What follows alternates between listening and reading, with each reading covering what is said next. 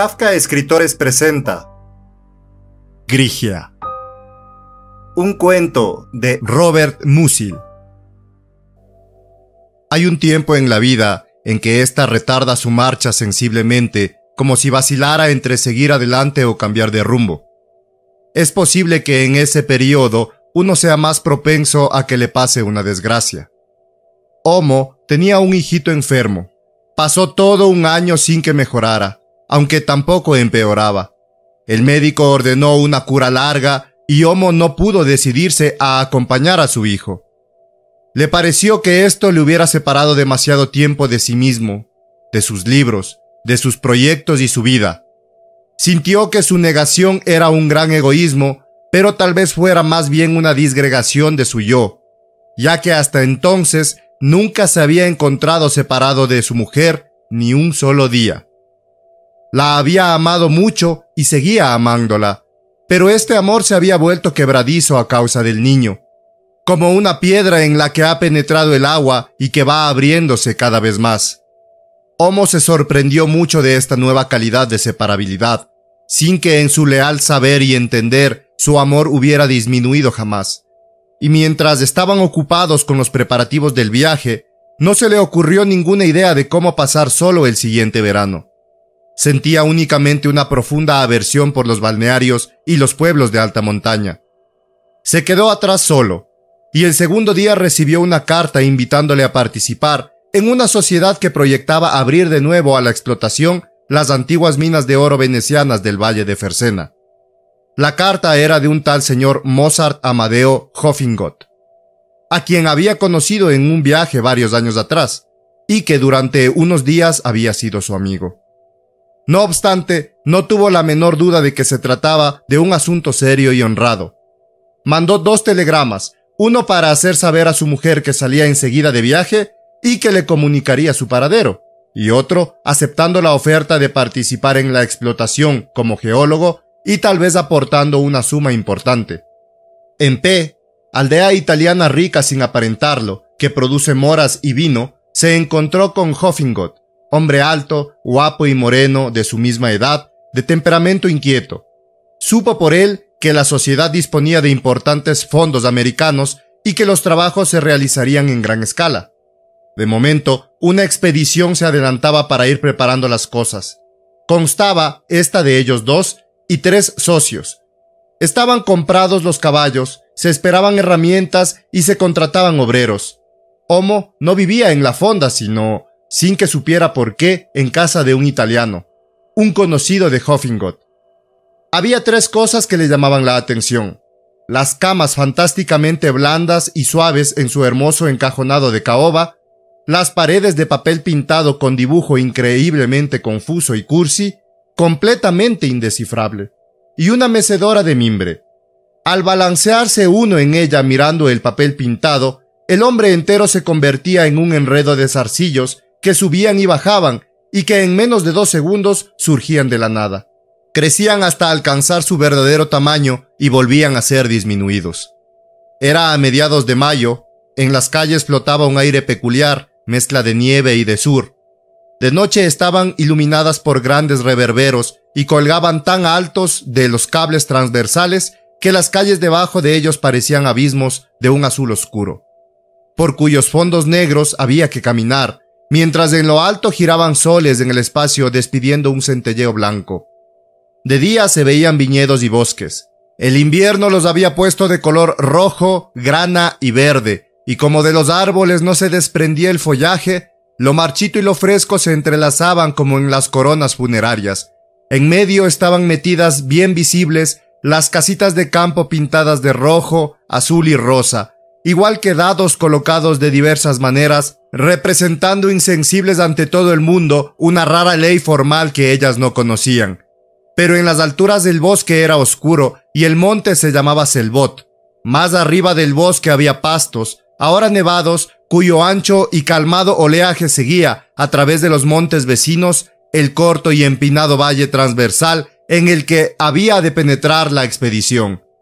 De estos montes bajaban hombres para traer leche y comprar harina de maíz, y a veces también traían grandes drusas de cristal de roca o de amatista. Decían que crecían en muchas grietas y que eran tan abundantes como las flores de un prado. Aquellas creaciones fantásticas de una belleza irreal aumentaban aún más la sensación de que algo ansiosamente esperado se escondía bajo las apariencias del paisaje. Con su centelleo tan extrañamente íntimo como el de las estrellas ciertas noches. Cuando entraron en el valle montados en los caballos y a las 6 pasaron por Sant Orsola, cerca de un puentecito de piedra tendido a través de un frondoso hoyo de una montaña, estaban cantando tal vez no 100, pero sí 2 docenas de ruiseñores. Era ya muy de día. A su llegada se encontraron en un lugar muy extraño. Estaba pegado a la ladera de una colina. El camino de herradura que les había conducido hasta allí, al final saltaba casi de una roca plana a otra, y de él se desviaban cuesta abajo, retorcidas como arroyos, unas cuantas callejuelas escarpadas que desembocaban en las praderas. Desde el camino mismo solo se veían unas pobres y abandonadas casas de labradores, pero visto desde las praderas, más abajo, aquello evocaba una aldea lacustre antediluviana, porque por el lado del valle todas las casas se apoyaban en sus postes altos y sus aledizos se aguantaban algo apartados sobre la ladera, sostenidos por 4 delgadas estacas, largas como un árbol, semejantes a los toldos de unos palanquines. El paisaje alrededor de la aldea tampoco carecía de singularidades. Consistían en un muro semicircular de altas montañas coronadas de peñascos. Estas montañas descendían en declive escarpado hacia una hondonada rodeando un pico central de poca altura poblado de bosques, lo que hacía que todo aquello pareciera un mundo en forma de molde concéntrico, un trozo del cual había cortado el valle hondo del arroyo. Allí el pico se abría inclinándose hacia la otra ribera, que formaba a su vez un declive por el que la aldea trepaba cuesta arriba y a cuyos pies el río proseguía su curso. Todas las laderas con monte bajo y algún corso que otro estaban cubiertas de nieve. En los bosques de la cima central, el gallo silvestre estaba ya en celo, y en las praderas que daban al mediodía, las flores se habían cubierto de estrellas marinas, azules y blancas, grandes como medallas. Pero subiendo por detrás de la aldea unos 100 pies más, se llegaba a un llano no demasiado ancho, cubierto de campos, prados, parajes y casas dispersas, mientras que desde un bastión que rebasaba el valle, la pequeña iglesia se asomaba a un mundo que en días de buen sol se tendía allá lejos, al pie del valle, como el mar ante la desembocadura de un río. Apenas se distinguía entre lo que aún eran doradas lejanías de la fértil llanura y entre el horizonte de nubes, suelos inseguros del cielo. Era una vida deliciosa la que comenzó allí. De día, arriba en las montañas, en viejas galerías que tenían los accesos cegados y en nuevas excavaciones buscando minerales, o bien por los caminos valle abajo, donde luego trazarían una ancha carretera, donde les envolvía un aire suave, anunciador del próximo deshielo.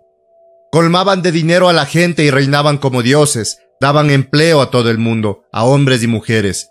A los hombres los reunían en brigadas y los repartían por las montañas donde les hacían quedarse durante semanas. Con las mujeres formaban columnas de obreras que, por veredas poco menos que intransitables, les iban transportando herramientas de recambio y provisiones. La escuela, un edificio de piedra, se transformó en una factoría donde se almacenaban y se cargaban las mercancías. Allí una ruda voz de hombre iba llamando una tras otra a las mujeres que esperaban charlando, y las grandes canastas vacías que llevaban a cuestas se llenaban hasta que se les doblaban las rodillas y se les hinchaban las venas yugulares. Cuando una de aquellas buenas mozas llevaba su carga a cuestas, la mirada se le salía por los ojos y los labios se quedaban entreabiertos. Se ponía en fila y a una señal aquellos animales enmudecidos empezaban a subir uno tras otro en grandes serpentinas, colocando despacio un pie delante de otro. Pero llevaban una carga inusitada y exquisita: pan, carne y vino, y con las herramientas no había que tener ningún cuidado especial, así que aparte del jornal se podían quedar con muchas cosas útiles para la casa. Por eso lo llevaban a gusto y aún se lo agradecían a los hombres que habían traído el bienestar a las montañas. Y esto a ellos les hacía sentirse muy contentos. Allí no le medían a uno, como en el resto del mundo, por sus cualidades humanas, que si era formal, poderoso y temible, o bien fino y guapo, sino que fuera el hombre que fuera y pensara lo que quisiera de las cosas de la vida, Uno encontraba afecto porque había traído la prosperidad. El afecto iba delante de uno como un heraldo, le estaba esperando en todas partes como una cama recién preparada para el huésped, y la gente agasajaba con la mirada. Las mujeres podían demostrarlo sin recato, pero a veces, al pasar por una pradera, podían encontrarse también un viejo labrador que saludaba con la guadaña como la misma muerte. Hay que decir que en este extremo del valle vivía una gente muy extraña. En tiempos del poder episcopal tridentino, sus antepasados habían venido desde Alemania como mineros, y aún hoy seguían viviendo entre los italianos como una piedra alemana intercalada, corroída por el tiempo. Habían conservado en parte y en parte olvidado su antigua manera de vivir, pero lo que habían conservado ya no lo sabían ni ellos mismos. En primavera los torrentes arrastraban las tierras, había casas que antes estaban situadas en una colina y ahora estaban al borde de un precipicio, sin que ellos hicieran nada por impedirlo.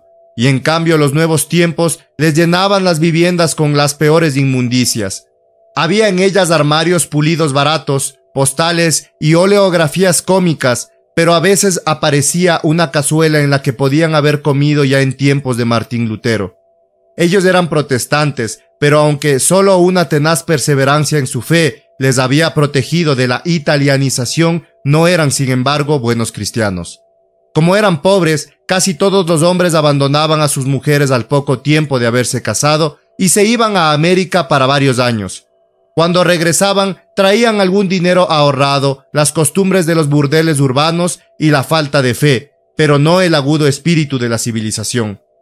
Muy al principio, Homo escuchó un relato que le tuvo bastante preocupado.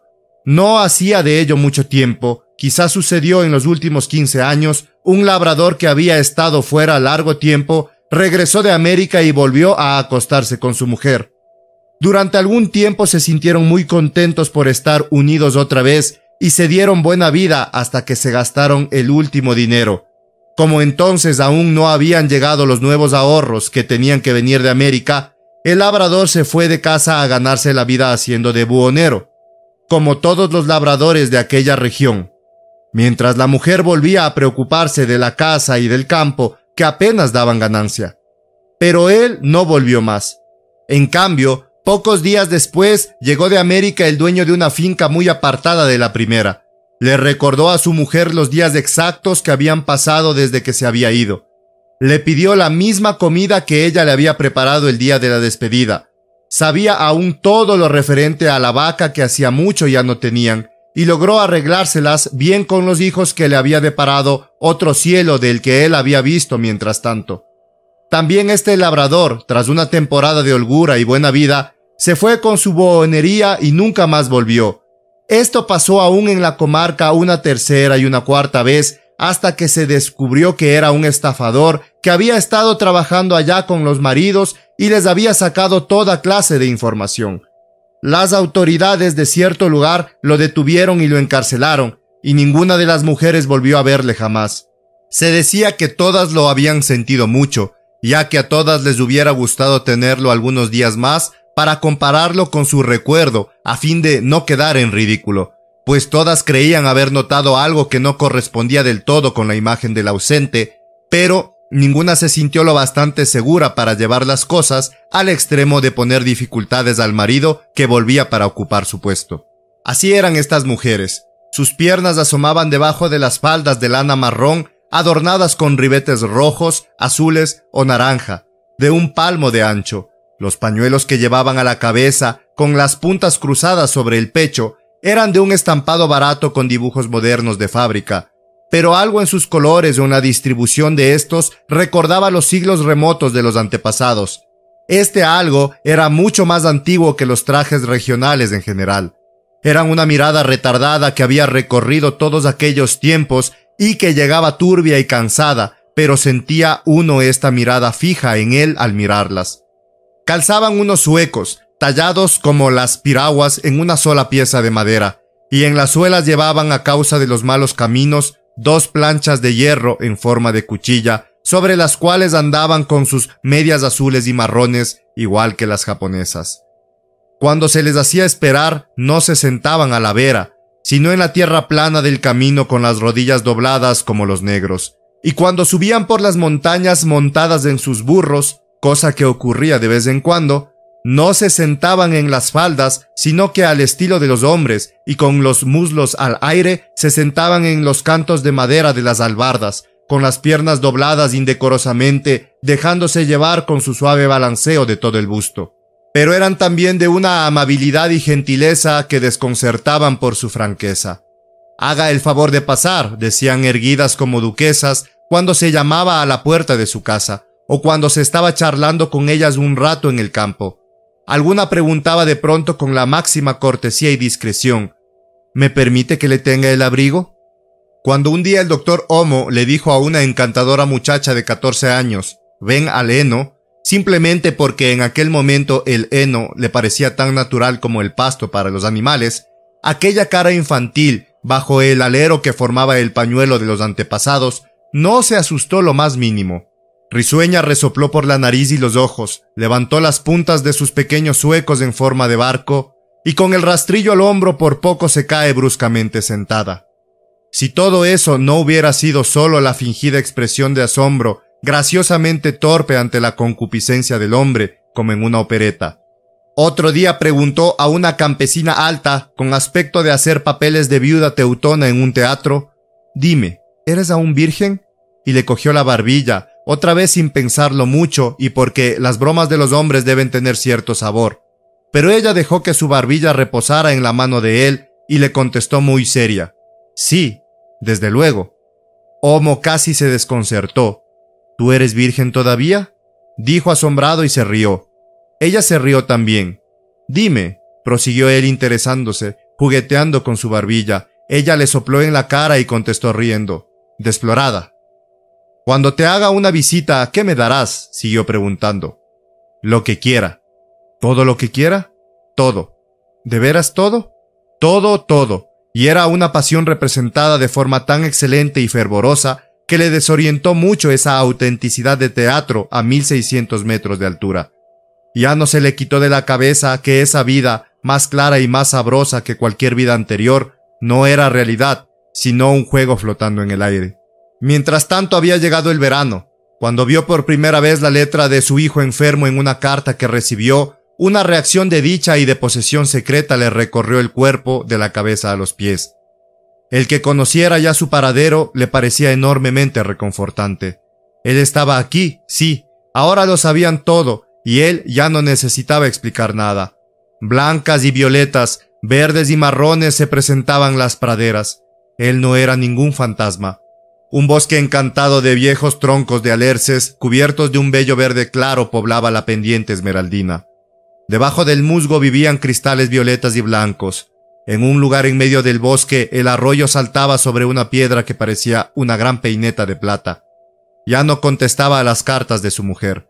De los secretos de esta naturaleza, uno era el pertenecerse mutuamente. Hubo una flor bermeja que no existió en el mundo de ningún otro hombre, sino solo en el suyo. Así lo había dispuesto Dios como un milagro. Hubo un sitio en el cuerpo que se ocultaba y que nadie más que uno podía ver, a menos que muriera. En aquel momento, esto le pareció tan maravillosamente absurdo e inadecuado como solo puede serlo una religión profunda.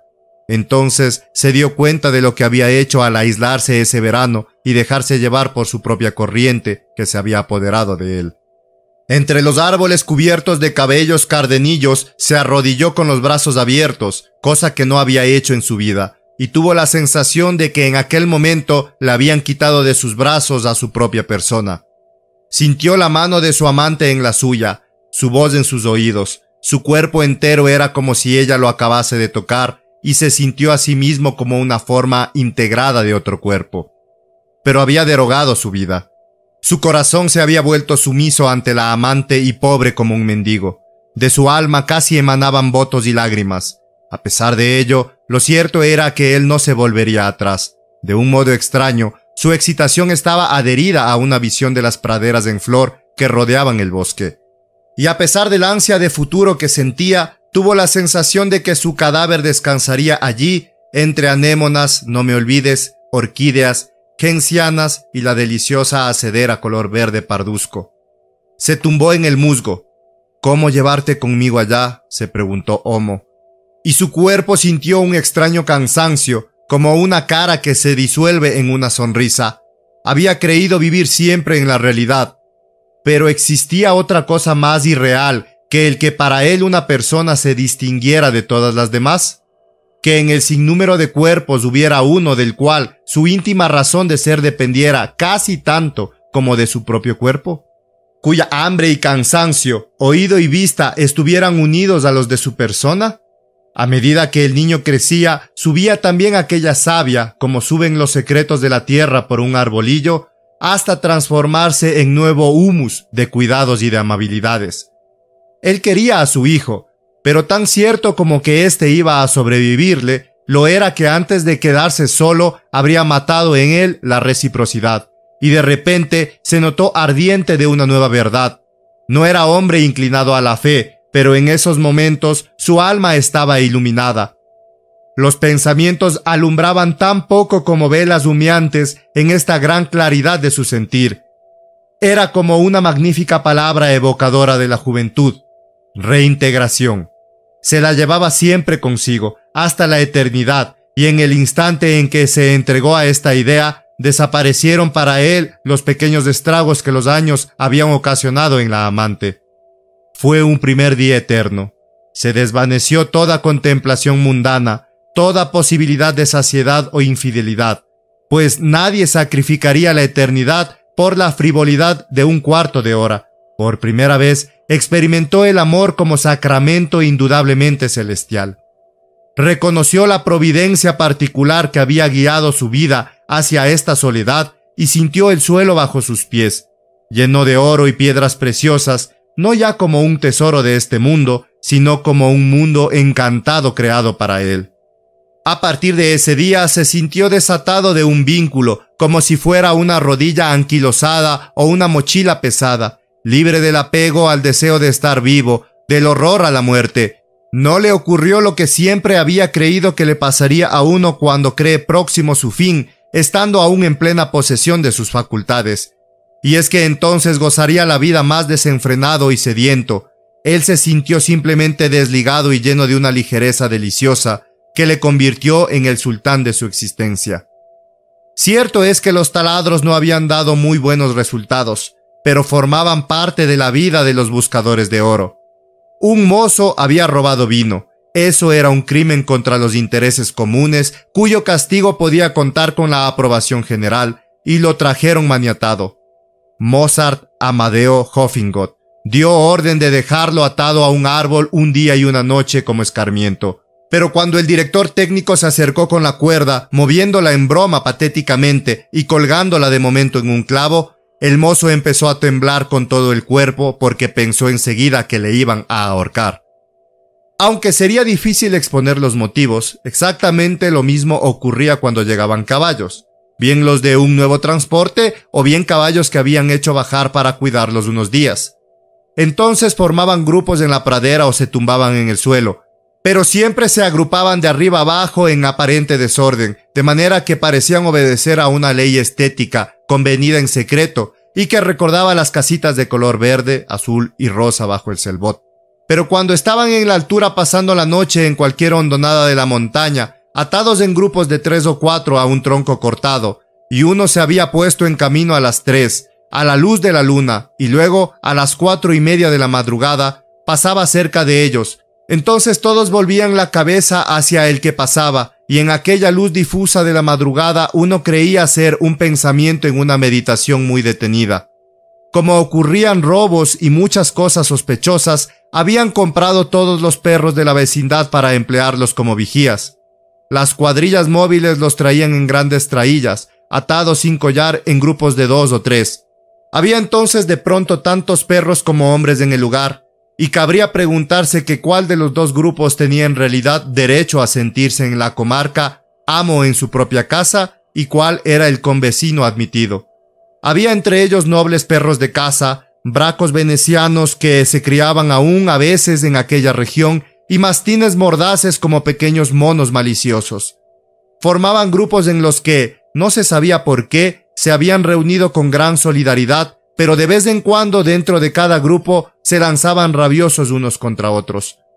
Algunos estaban medio muertos de hambre, otros se negaban a comer. Uno pequeño y blanco le cogió la mano al cocinero cuando éste le quería dar la escudilla con la carne y la sopa, arrancándole un dedo a mordiscos. A las 3:30 de la madrugada era ya de día, pero no se veía aún el sol.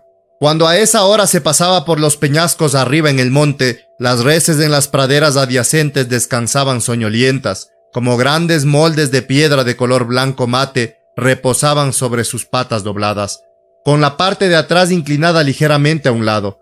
No miraban al transeúnte ni volvían la cabeza para seguirle con la mirada, sino que inmóviles dirigían la cara hacia la luz esperada, y sus bocas que rumiaban con monótona lentitud parecían rezar. Se atravesaba su círculo como el de una existencia excelsa y crepuscular, y cuando se miraba atrás desde la altura, parecían, blancas y dispersas, unas mudas claves de solfeo dibujadas por la línea de la espina dorsal, las patas traseras y la cola.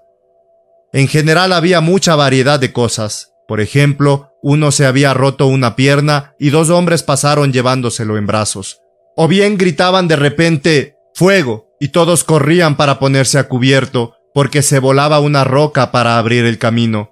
Una primera ráfaga de lluvia mojó la hierba. Debajo de un arbusto, en la otra ribera del arroyo, ardía un fuego del que se habían olvidado por el nuevo suceso. Mientras que hasta entonces había sido muy importante, el único espectador fue ahora tan solo un joven abedul. Del abedul colgaba aún con una pata al aire el cerdito negro. Ahora el fuego, el abedul y el cerdo están solos. El cerdo había gruñido ya cuando un hombre lo llevaba de la cuerda y lo animaba a seguir caminando. Después gruñó aún más cuando vio que otros 2 hombres corrían hacia él con gran regocijo, quejándose mucho cuando le cogieron de las orejas, arrastrándolo hacia adelante sin cumplidos. Hizo resistencia apoyándose en las 4 patas, pero el dolor de las orejas lo hizo avanzar a saltitos. En el otro extremo del puente, un hombre había ya cogido el hacha y le dio con el filo en la frente. A partir de ese momento todo pasó con más calma. Las 2 patas delanteras se doblaron a un tiempo y el cerdito no volvió a gruñir más hasta que el cuchillo le atravesó la garganta. Fue un trompeteo agudo y brusco, pero enseguida se redujo a un estertor que pronto fue solo un ronquido patético. Todo aquello lo notó Homo por primera vez en su vida. Cuando ya era de noche, todos se reunían en la pequeña casa del párroco, donde habían alquilado una sala para club. Desde luego, la carne que solo 2 veces por semana se subía por el largo camino, a menudo estaba algo podrida y no pocas veces sufrían una ligera intoxicación. A pesar de ello, apenas empezaba a oscurecer. Todos llegaban con sus pequeñas linternas tropezando por los caminos, prácticamente invisibles. Y es que más que con las intoxicaciones, sufrían con su tristeza y su soledad, a pesar de lo bonito que era aquello. Superaban ese estado de ánimo con el vino. Al cabo de 1 hora, una gran tristeza y el ruido del baile llenaban la sala parroquial. El gramófono, con sus ruedas de carro de hojalata dorada, la atravesaba como si pasara por una pradera blanca y sembrada de maravillosas estrellas. Ya no hablaban entre ellos, pero hablaban. ¿Qué se hubieran podido decir unos a otros? Un hombre de letras, un empresario, un antiguo inspector de penitenciaría, un ingeniero de minas, un comandante jubilado. Hablaban con signos, que bien podían ser también palabras expresando el descontento, la insatisfacción relativa, el ansia, en un lenguaje casi animal. A menudo discutían con una violencia innecesaria sobre cualquier asunto que a ninguno le importaba, insultándose incluso unos a otros. Y al día siguiente iban y venían los padrinos de duelo. Se demostraba entonces que en realidad nadie lo había deseado. Habían discutido solo por matar el tiempo, y aunque ninguno era realmente así, a cada uno de ellos los demás le parecían groseros como matarifes y le irritaban.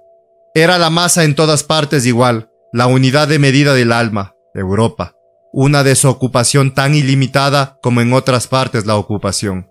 Añoranza de la mujer, del hijo, de la comodidad, y de vez en cuando otra vez el gramófono. Rosa, iremos a Lodz, Lodz, Lodz. Y ven a mi pabellón de amor. Un olor astral a polvos de tocador, un vaho de varités lejanos y de sexualidad europea, estallaban en carcajadas con los chistes verdes que empezaban todos con las mismas palabras. Érase un judío que iba en tren. Solo una vez alguien preguntó: ¿cuántas colas de rata hacen falta para llegar de la Tierra a la Luna? Entonces callaron incluso, y el comandante puso un disco de Tosca, recordando melancólicamente mientras el gramófono preparaba su estruendo. Hubo un tiempo en que quise casarme con la Geraldine Farrar. Seguidamente, la voz salió del altavoz de bocina y llenó la habitación. Esta voz femenina, admirada por hombres borrachos, se metió en un ascensor e inmediatamente el ascensor subió con ella como enfurecido. Pero no llegó a ningún destino. Volvió a bajar, oscilando en el aire. Sus faldas se ahuecaban con el movimiento. Aquel sube y baja, aquel estarse quieta unos momentos ceñida en una nota, y vuelta el sube y baja, y a la vez todo aquel derramarse y sin embargo experimentar nuevas convulsiones, y volver a derramarse, era voluptuosidad. Homo lo sentía, era puramente la voluptuosidad de todas las cosas de la ciudad, y que ya no es posible distinguir del homicidio, de los celos, negocios, carreras de automóviles. Ay, ya no era la voluptuosidad, era espíritu aventurero.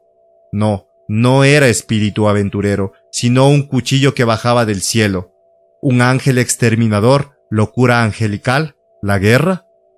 De uno de los muchos y largos papeles matamoscas que colgaban del techo, había caído delante de él una mosca, y allí se quedó, envenenada, patas arriba, en medio de un charco de los que iban formando la luz de las lámparas de petróleo, en las arrugas apenas visibles del mantel de hule.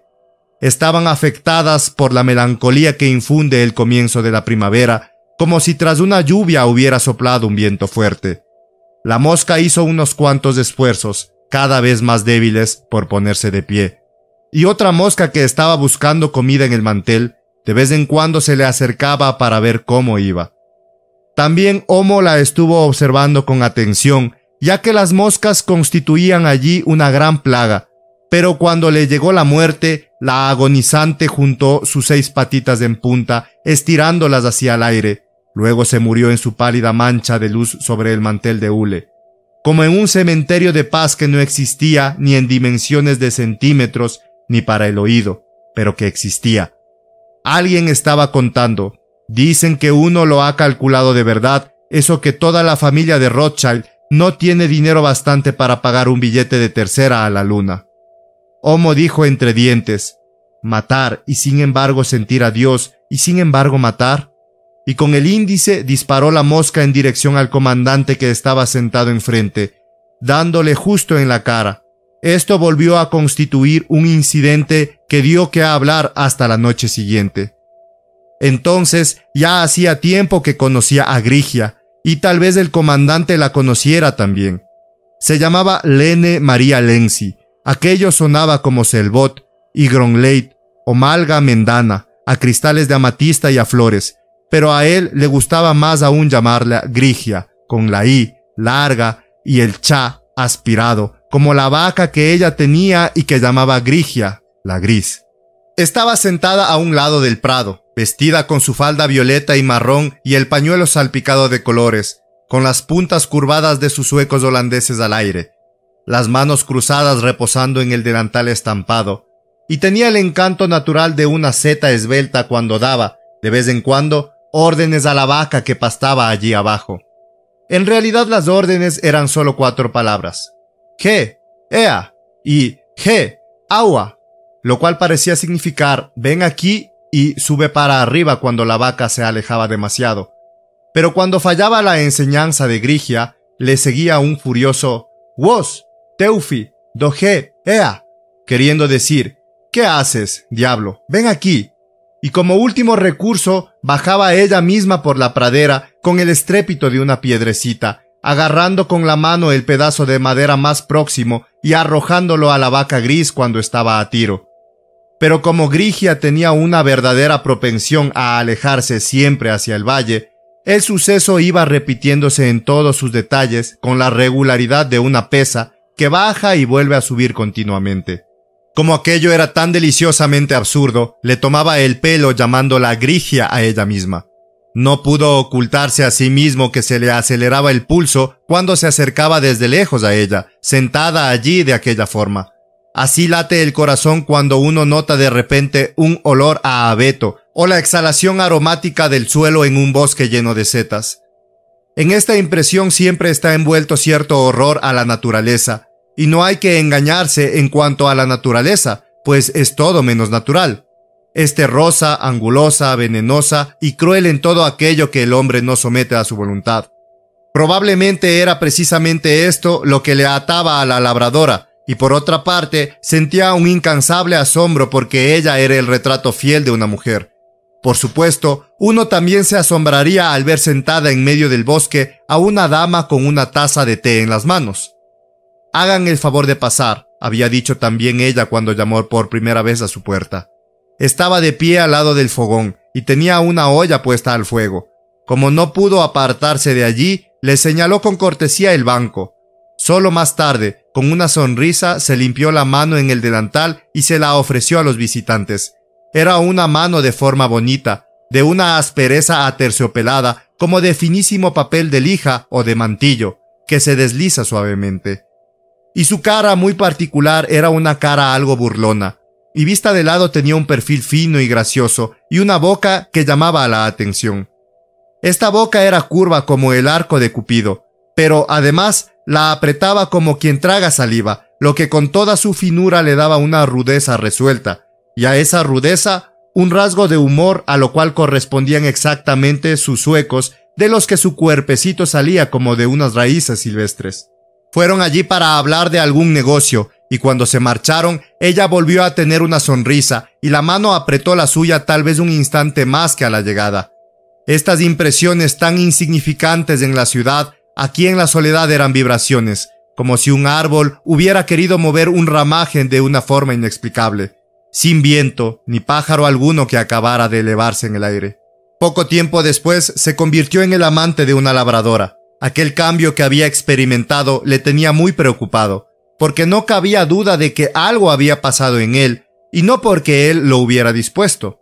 Cuando llegó por segunda vez, Grigia enseguida se sentó con él en el banco, y cuando, para comprobar lo atrevido que ya podía ser con ella, le puso la mano en el regazo diciéndole: «Tú eres la más bonita de por aquí», ella dejó la mano puesta en su muslo, tapándola simplemente con la suya, y con esto estaban prometidos. Entonces le dio también un beso, como sello, y ella lo terminó con un chasquido de labios como cuando se separan satisfechos de un vaso cuyo borde ansían con avidez. Al principio incluso se asustó de esta vulgaridad y no le sabía nada mal que ella rechazara sus avances. No sabía por qué, no entendía nada de las costumbres y peligros de aquí, y muy curioso, dejaba que le consolara con la promesa de otra ocasión. «Junto al heno», había dicho Grigia, y cuando él estaba ya en el umbral despidiéndose con un «hasta la vista», ella dijo «hasta pronto», y le sonrió. Aún estaba en el camino de vuelta cuando ya empezó a sentirse feliz por lo ocurrido. Igual que una bebida caliente comienza momentos más tarde a surtir su repentino efecto.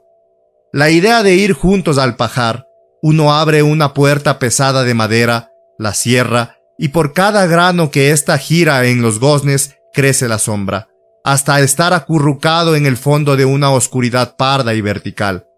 Esta idea del pajar le hacía la ilusión de una astucia infantil. Pensó en los besos y sintió su chasquido como si le hubieran colocado un anillo mágico alrededor de la cabeza. Se sintió las cosas venideras y volvió a pensar en la manera de comer de los campesinos. Mastican despacio, chasqueando la lengua, apreciando bocado por bocado, y así es también como bailan, paso por paso, y probablemente todo lo demás lo hacían igual. Al imaginarse estas cosas, las piernas se le ponían tan tensas de emoción como si sus zapatos estuvieran ya algo hundidos en la tierra. Las mujeres cierran los párpados y ponen la cara rígida, como una máscara de protección para que no se las estorbe con curiosidad.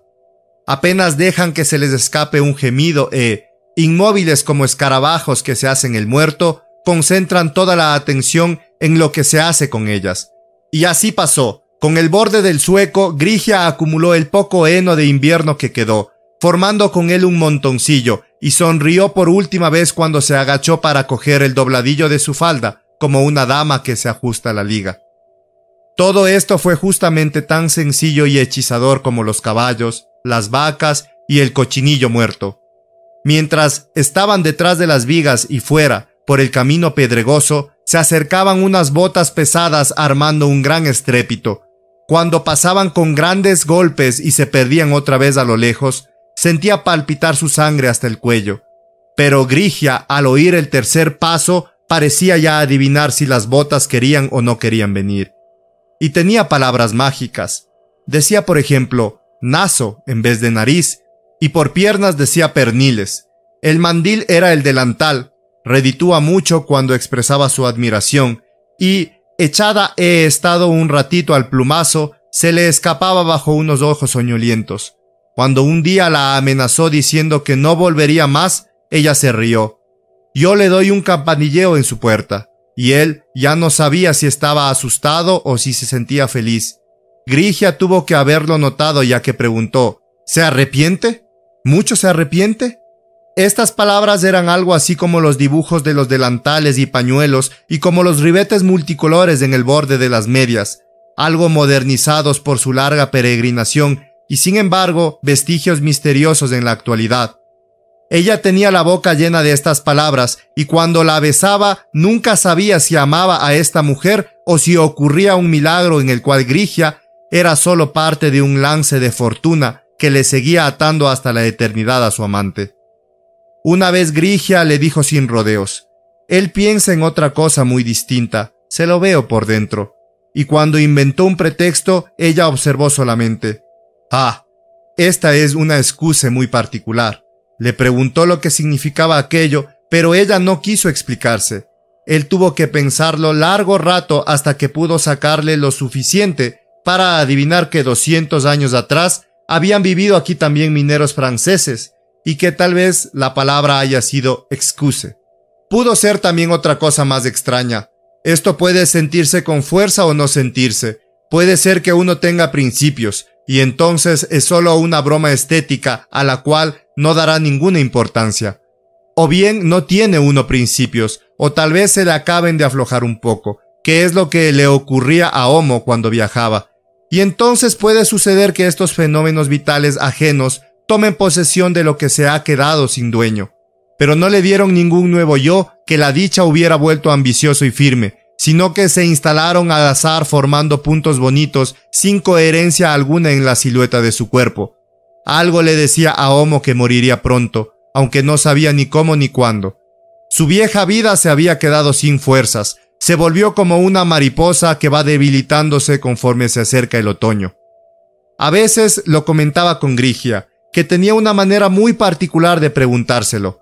Era respetuosa como si se tratara de algo que le habían confiado, y no mostraba ningún egoísmo. Parecía encontrar normal que detrás de sus montañas hubiera personas que él quería más que a ella, a la que amaba con toda su alma. Y él no sentía disminuir este amor, lo sentía crecer y renovarse. Su amor por Grigia no empalidecía, pero a medida que se intensificaba, iba perdiendo la facultad de inducirle a hacer o dejar de hacer algo en la realidad. Carecía de peso y de todo vínculo terrestre. Era del estilo extraordinario que únicamente conoce el hombre que sabe que su vida acaba y solo espera la muerte. Por sano que hubiera estado antes, en ese momento sentía que su cuerpo se enderezaba, como el de un paralítico que de repente tira sus muletas y echa a andar. Esta sensación alcanzó su máxima intensidad cuando llegó el henaje. El heno estaba ya cegado y seco. Faltaba tan solo agavillarlo y subirlo por las praderas de la montaña. Homo lo contemplaba desde la loma más próxima que, como en un movimiento de columpio, se alzaba allá en lo alto. La muchacha, sola en la pradera, una muñequita coloreada bajo la inmensa y transparente campana del cielo, ata una enorme gavilla por todos los procedimientos imaginables. Se arrodilla y con los 2 brazos recoge el heno. Muy sensual se tumba boca abajo en el manojo y con las manos lo va apretando de arriba abajo. Se pone muy de lado y lo coge con un solo brazo, que extiende lo más posible. Va trepando en él, apoyada en una rodilla, en las 2 rodillas. Homo se da cuenta de que tiene algo de escarabajo pelotero. por fin mete todo su cuerpo debajo de la gavilla atado con una cuerda, y lentamente se levanta con ella a cuestas. El manojo es mucho mayor que la esbelta y multicolor figurita humana que lo lleva. ¿O acaso aquello no es Grigia? Cuando, en busca de ella, Homo recorría en lo alto la larga hilera de montones de heno que las labradoras habían erigido en la terraza que formaba la pendiente, éstas estaban descansando. Entonces apenas sí lograba calmarse, pues estaban echadas encima de sus pilas de heno, igual que las estatuas de Miguel Ángel en la capilla de los Médicis de Florencia, con la cabeza apoyada en un brazo y el cuerpo acostado en una suave ondulación. Y cuando hablaban con él y tenían que escupir, lo hacían con mucho arte. Con 3 dedos sacaban una brizna de heno, escupían en su embudo y volvían a taparlo. Esto podía hacer reír solo cuando se era uno de ellos. Como Homo buscando a Grigia, esta ruda dignidad también podía asustar. Pero Grigia pocas veces estaba entre ellas. Por fin la encontraba acurrucada en un campo de patatas, mirándole con una sonrisa. Él lo sabía, ella no llevaba nada más que las 2 sayas. La misma tierra seca que se deslizaba por sus dedos esbeltos y ásperos le tocaba el cuerpo. Pero ya no le chocaba. Su alma se había familiarizado de una manera extraña con el tacto de la tierra. Ni tal vez encontrara a Grigia en este campo, ni fuera la época de la siega del heno, pues la vida se había vuelto confusa. Los establos están repletos. Una luz plateada entra por las juntas entre las vigas. El heno emana una luz verde. Debajo de la puerta hay una gruesa cenefa dorada. El heno olía a ácido, como los brebajes de los negros que se componen de una masa de frutas y saliva humana.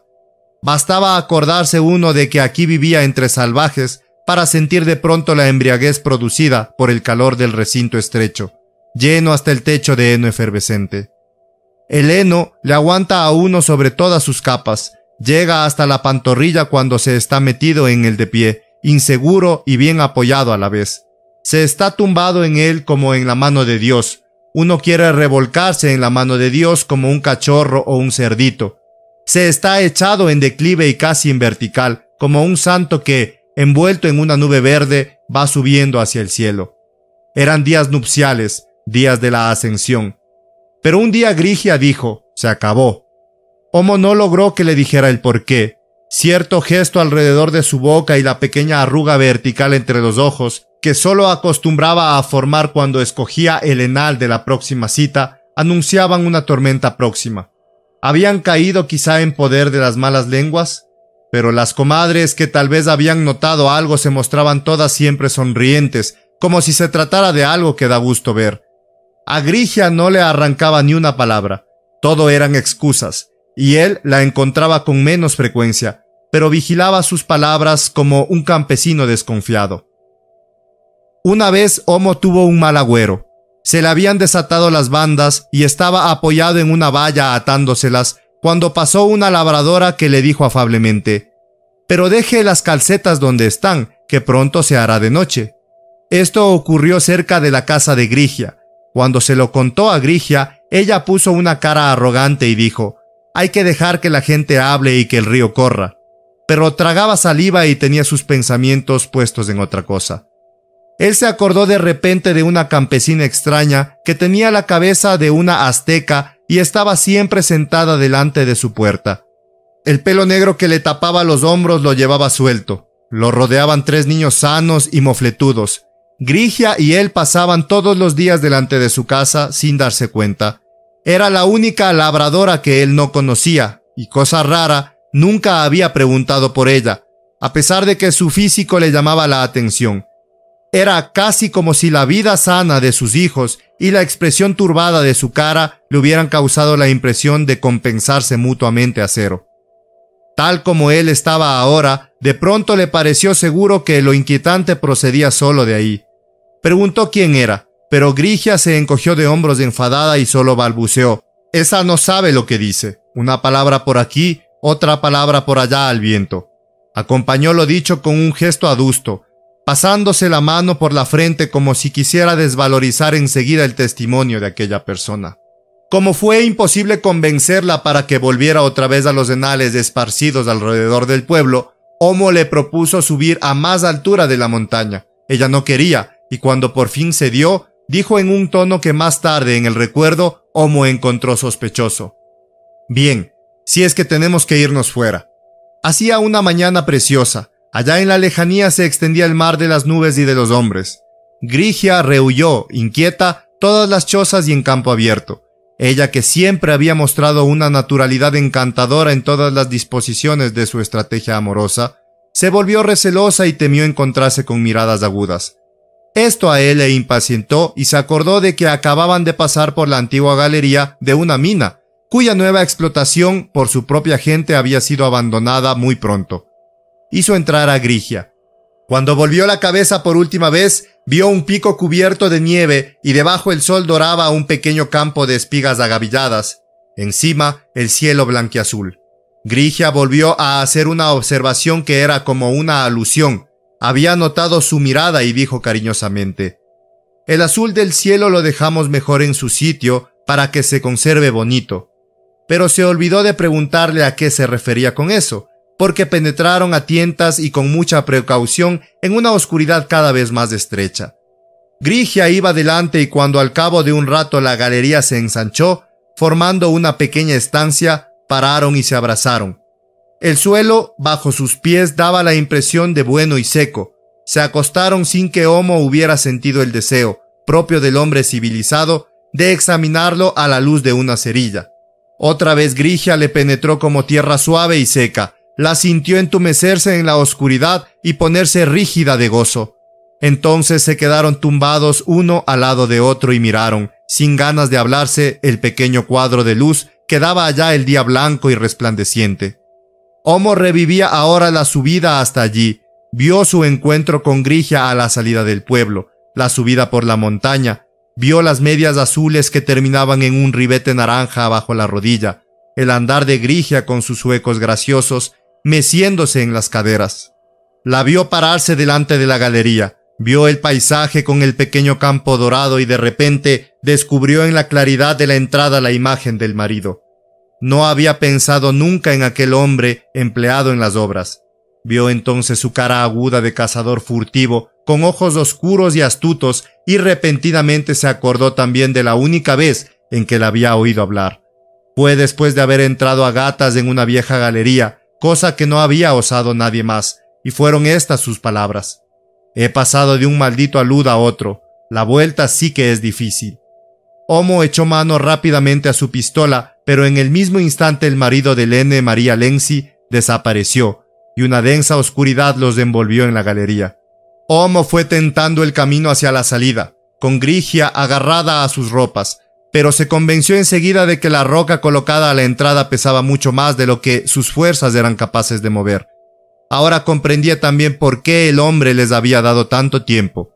Lo necesitaba él para tramar su plan y procurarse un tronco para utilizarlo como palanca. Grigia estaba arrodillada ante la piedra y suplicaba y vociferaba. Fue desagradable e inútil. Juró que ella nunca había hecho nada malo y que nunca volvería a hacer nada malo. Rompió a gritar como un cerdo y corrió desatinada hacia la roca como un caballo desbocado. Por fin, Homo sintió que así se cumplían las leyes de la naturaleza. Pero él, hombre culto, al principio no pudo nada contra su incredulidad de que algo irrevocable hubiera pasado. Estuvo apoyado en la pared escuchando a Grigia, con las manos en los bolsillos. Más tarde reconoció su destino. Como en una visión, sintió otra vez cómo ese se posaba en él durante días, semanas y meses enteros, tal como tiene que empezar un sueño que dura mucho. Cogió a Grigia tiernamente con el brazo y la tumbó. Se acostó a su lado en espera de algo.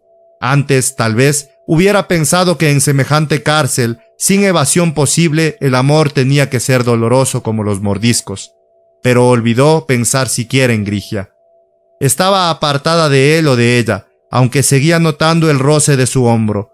Su vida entera se había alejado de él, y aunque sabía que la tenía aún, ya no pudo tocarla. Quedaron inmóviles durante horas. Quizás habían pasado días y noches, habían dejado atrás el hambre y la sed como un trecho de camino lleno de excitación. Se fueron haciendo cada vez más débiles, ligeros y ensimismados.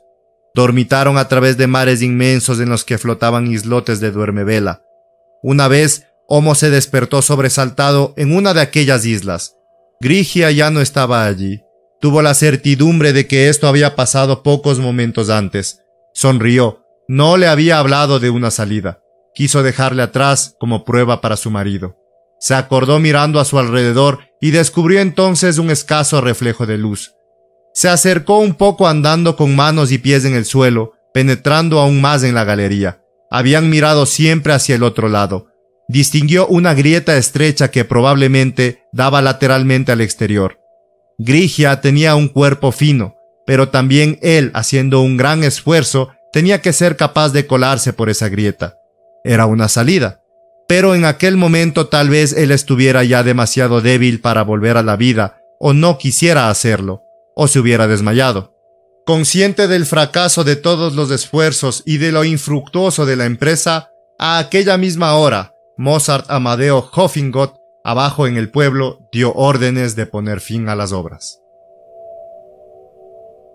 Grigia, Robert Musil, 1924. Si te gustó este contenido, suscríbete y comparte.